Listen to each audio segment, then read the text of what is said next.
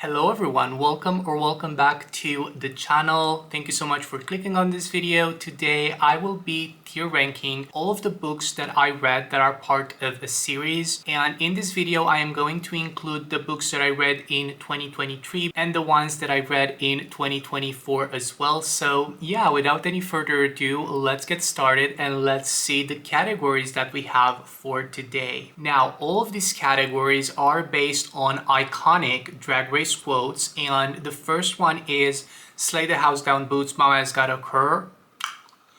That was kind of dry. This is not actually said in the show in this form, or at least I don't think so, but I just love this one so much. It's something that's very reminiscent of Drag Race, and yeah, this is for the S tier. Now, moving down a notch, we have another one of my favorite quotes ever, and this is "Love Pink." Now, this is not actually on Drag Race per se. I think this was in the pit stop. Bob was asking Thorgy what she thinks of this lip sync song or something like that, and it was a song by Pink. And the first time Thorgy's like, "Oh, I'm not like a huge Pink fan." And then Bob asks her again, like, "What do you think of Pink?"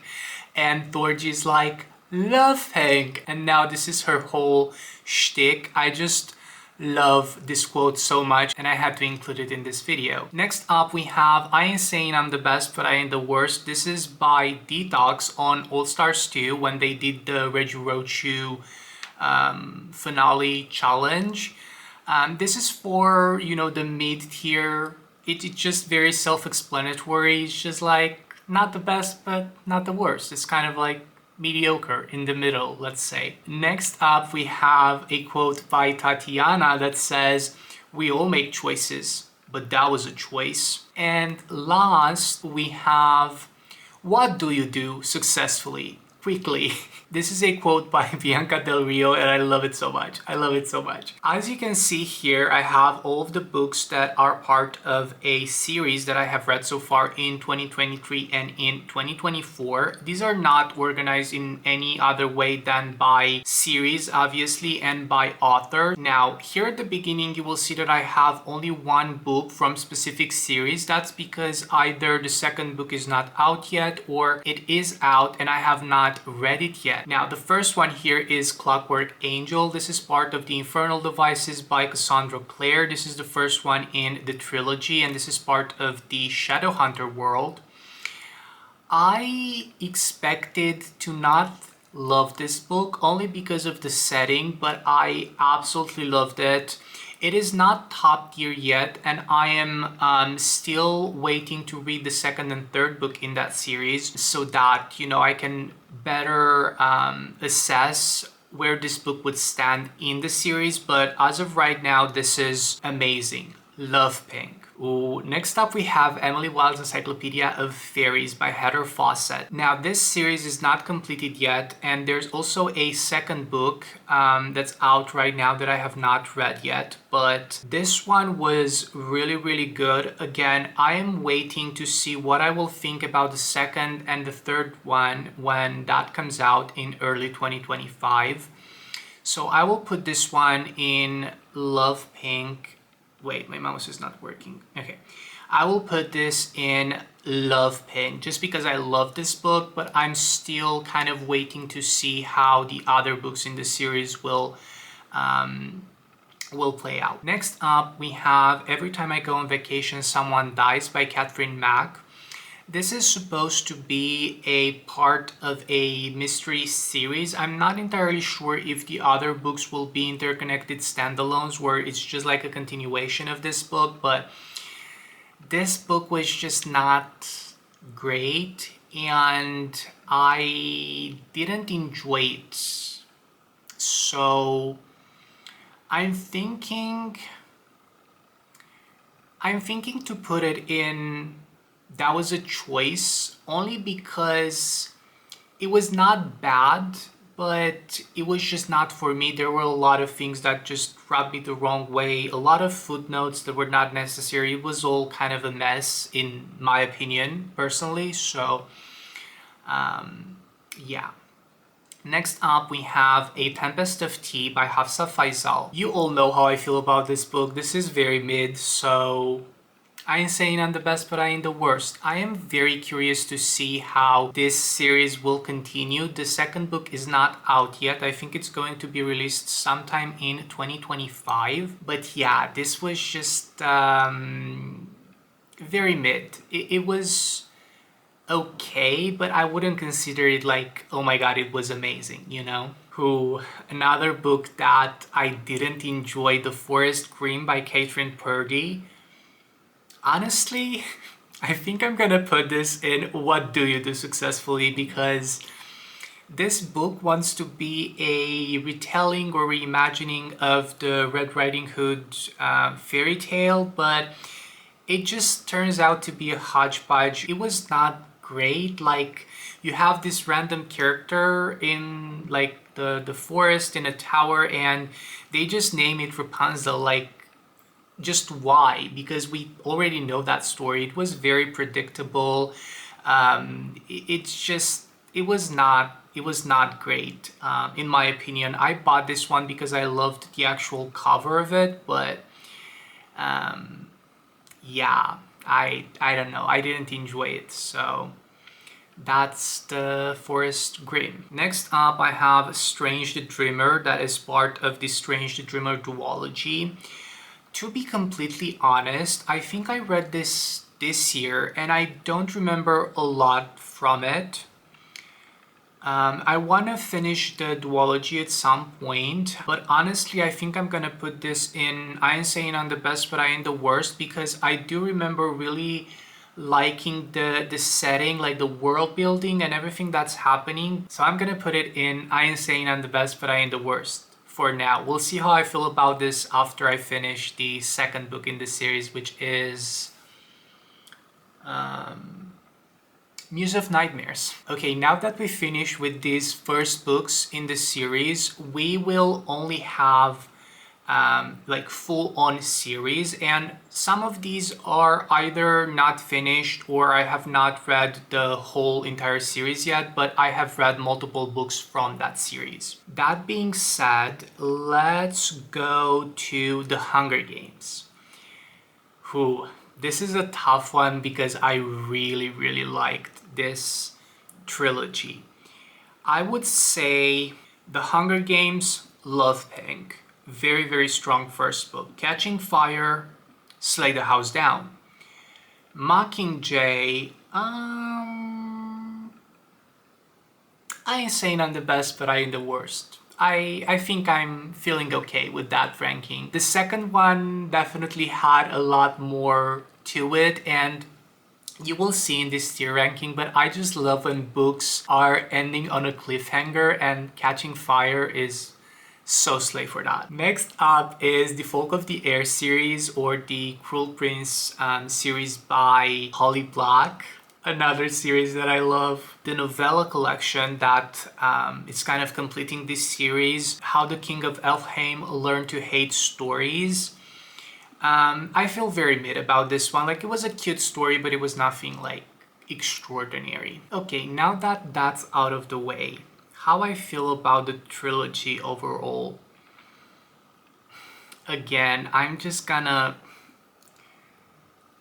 The Wicked King... The Wicked King. No, I'm gonna do the same thing as I did with The Hunger Games, because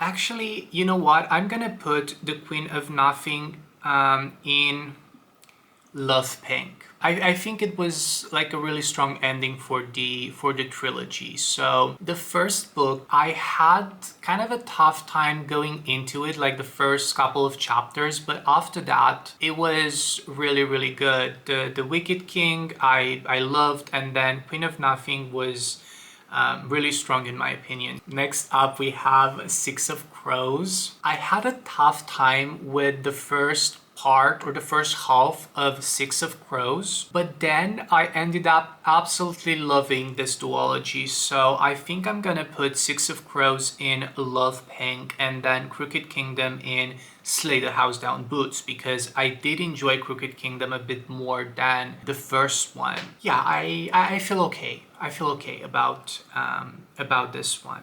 Next up, another series by Leigh Bardugo, Ninth House and Hellbent. I think this is called the Alex Sturm series.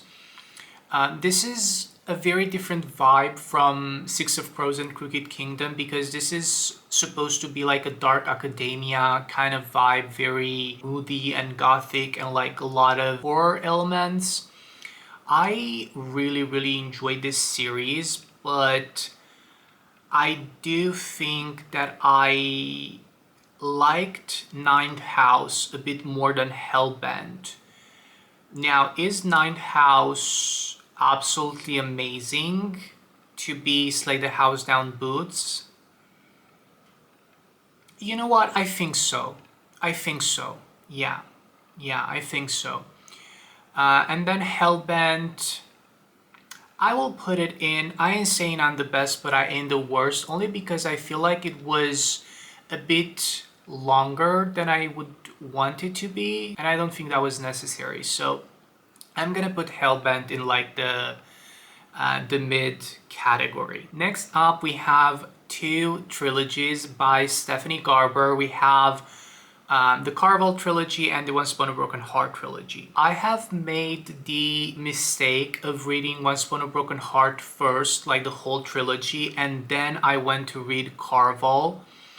And I think that hindered my experience with Caraval, only because the writing in Once Upon a Broken Heart is so much better than in the Caraval series. And you know, that's to be expected because Caraval was Stephanie Garber's debut. You can clearly tell in the Caraval trilogy how the writing progresses and gets even better from one book to the next one. That being said, is Caraval my favorite one out of the two?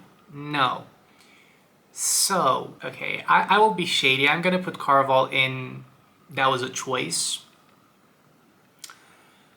And then Legendary and Finale, I'm gonna put them both in, I ain't saying I'm the best, but I ain't the worst. I liked the trilogy overall. It was not my favorite. Scarlet, I didn't like Scarlet at all, and I know that's like a main critique with like the main characters, that a lot of people didn't enjoy Scarlet's, character development, let's just say. I will say though, Finale was good, but I don't think it's Love Pink. Or is it? Is it? Actually, you know what? I'm gonna put Finale in Love Pink. I'm gonna put Finale in Love Pink, only because of Jax and Tella and all of that, because it sets up a really nice path for the next trilogy, which is Once Upon a Broken Heart. So yeah. Okay, let's move on to Once Upon a Broken Heart. The first one, loved. The second one, Slay the House Down Boots. This ends on a massive cliffhanger, so if you intend reading The Ballad of Never After, make sure you have the third one available to you right away, because you will want to pick up the third one immediately. And then the third one, that was a choice. This is like multiple POVs, and we got the POV of a character that no one really cared for. It's kind of like the villain, not origin story, but kind of like the villain POV, and no one really cared about the villain in the third book. He was really annoying and insufferable, and we mainly wanted like the two POVs from the two main characters from this trilogy. So yeah, Curse for True Love was, not my favorite from Stephanie, but I do get kind of why it was done, and the writing is just gorgeous. I am very curious to see what Stephanie will do with her next series. I hope We get to see more of Chaos. Is that his name, Chaos? I hope we get to see more of the vampire and Lala, just because I love Lala so much. Let's move on to something a bit different, to A Good Girl's Guide to Murder trilogy. I'm gonna start with the novella. Honestly, I just didn't care for the novella. It was okay-ish, but I just didn't see the point of it. Yeah, Killjoy was not great. A Good Girl's Guide to Murder trilogy though, I loved this trilogy when I read it. Now looking back on it, do I think I would enjoy this as much if I would read it now? I don't know. I feel like definitely the first one is my favorite out of the three. And then it kind of goes downhill with Good Girl, Bad Blood, and then As Good as That in Choices. The series starts as a murder mystery kind of cold case solving thing, and then it escalates to almost a thriller, and I'm not great with thrillers. I don't really enjoy them. I also read from Holly Jackson. She has a thriller that's called Five Survive, I think, and that's like one of the only books that I rated 1 star, just because I just didn't care for anything that was happening in that book. Thrillers are very hit or miss for me personally. That's why As Good as That is so low, but it's still an enjoyable time reading the book. It's just not something that I gravitate towards. Next up, we have the Heartstopper series, and I know I said in this video we're gonna rank each book individually, but with this series I just don't really know how that would be possible. In my mind, it's just like a story overall. I don't know how I would split these. So just for that reason alone, and also for the fact that I wish I had this series growing up, I'm gonna put it in Slay the House Down boots, all 5 of them, because Alice Osman does so well at portraying just like teenagers or young adults in general, and their emotions. So I just think it makes sense for me to put them in Slay the House Down, because they were truly amazing, and I cannot wait for the final volume in this graphic novel series to come out. I think it's gonna come out later this year or in 2025, although I'm not sure entirely. Let's move on to Finlay Donovan. Oh my god, okay. Finlay Donovan is a mess in the best way possible. I enjoyed this one so much, and also when I read the 3rd book, I was just thinking, what am I reading? Like, what's happening? Because things are escalating very, very quickly. My favorite character in the whole series is the nanny. I think her name is Veronica or Vero. Now, the first one, love. It was a really good time. I loved this. The second one, it was fine. And then the 3rd one, I think it's We All Make Choices, but that was a choice. I still want to continue the series. I will read the 4th one soon, I hope. Next up, we have another mystery kind of series. To be completely honest, do I remember anything from the 1st book? Absolutely not. Do I remember enjoying it? Yes. I will say I ain't saying I'm the best, but I ain't the worst. And then the second one, I will put it in Love Pink, only because of the setting of the second book. I remember it taking place for the most part in a castle, and I really enjoyed that one. I really, really did. So I think this makes sense for the Agathas. Next up, we have 2 series by Jennifer Lynn Barnes, The Inheritance Games and The Naturals. The Inheritance Games is, again, doesn't really make sense. It just gets way too convoluted, but I did enjoy these books. I think The second one was my favorite, so I'm gonna put that in Love Pink.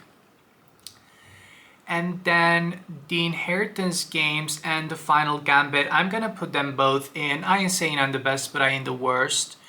I enjoyed reading these. They're not like amazing, but I still really enjoyed them. And then the Natural series. Ooh, this is, I think, my favorite series from Jennifer Lynn Barnes. The third one, Slay the House Down.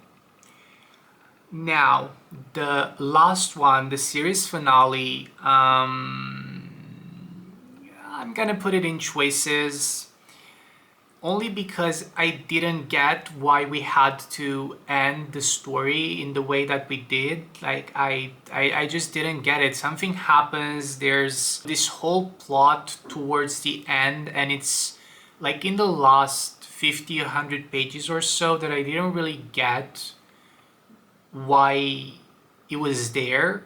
So for that reason alone, I'm gonna put it in choices. And then the first one and Killer Instinct, I'm gonna put them in, I ain't saying I'm the best, but I ain't the worst. Next up, we have a lot of books from Sarah J Maas. Now, I read all of these Sarah J Maas books this year, and I have very mixed opinions on Throne of Glass, but let's start with Crescent City first. The first one, honestly, love Pink. Love the first one. I didn't understand anything that was happening, but it was so enjoyable that I just loved this book, and it made me continue the series. The second one, House of Sky and Breath, Slay the House Down, only because of the ending. If you know, you know. And then the last one, I'm gonna put it in choices. I'm sorry, but it was just not great. One thing that I really appreciated about the third one, I feel like Sarah has a very specific way of depicting action scenes, and you get this almost whiplash, like everything is happening all at once and you're following this character, and right away you're following the other character, and this thing happened and that thing happened. And I liked that because I think I would get bored if that was not the case. But yeah, objectively speaking, I don't think it was a great book. Let's move on to Throne of Glass, because this is a doozy. The Assassin's Blade, what do you do successfully? Honestly, I understand why it's important for the story, and I agree that you should read the book if you are reading the series, only because otherwise you would not get the emotional payoff that's happening in Queen of Shadows, I want to say, although I might be remembering incorrectly. But you should read The Assassin's Blade. I read it first, and it almost made me not want to continue the series, but I do believe that if you choose to read The Assassin's Blade, I think you should read it first, only to get it out of the way and just like enjoy the progression of the story chronologically from that point forward. Throne of Glass, honestly, choices were made with this book. Crown of Midnight, the ending, even though I knew it was coming, I really enjoyed this, and I'm gonna say love Pink for Crown of Midnight. Honestly, I really enjoyed this one. Heir of Fire, not my favorite from the overall series. You get this whole like training montage with our main character while she's trying to understand some things about the world and the past and stuff like that. Now, Queen of Shadows, love Queen of Shadows. Empire of Storms, Slay the House Down.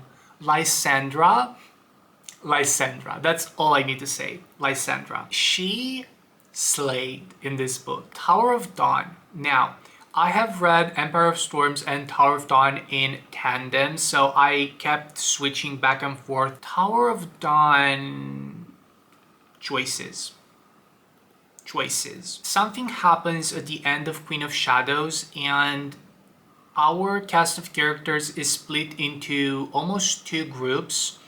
Some characters go on a journey in Empire of Storms, and then some other characters go on another journey in Tower of Dawn, and these are happening in the same timeline but in different parts of this world. And last, from Throne of Glass, we have Kingdom of Ash. Now, Kingdom of Ash, this might be controversial, but I didn't really enjoy Kingdom of Ash. I expected more from this book, and it just didn't deliver, in my opinion. So I'm gonna put it in, I ain't saying I'm the best, but I ain't the worst. Now that we finished with Miss Mass, we are moving on to the Celestial Kingdom duology by Soline Khan. Daughter of the Moon Goddess was one of my favorite books from last year. I just think it was really well done. It's very cinematic, very beautifully written.